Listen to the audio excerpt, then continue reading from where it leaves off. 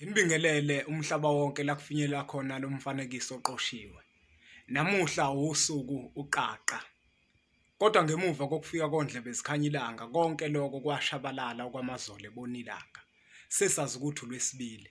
Kodwa ngokwesintu nendabuko yethu usuku lukaqaqa lolu olwaqanjwa izingqapheli okanye ogqayinyanga.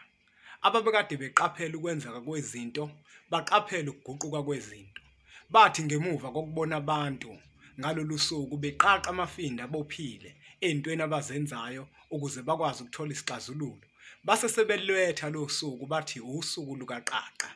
Kodwa ke ngemuva kokufika ondlebe zikhanya ilanga sazi ukuthi uLwesibili. Kanti akunjalo. Izolo bekuwusuku lukaSineke. Kanti usuku olungemuva kaSineke bekuwusuku lukaNdulela. Ngikhuluma kuThangi bekundulela. Isonto ke liqala ngoNdulela kube uSineke namuhla uqaqa.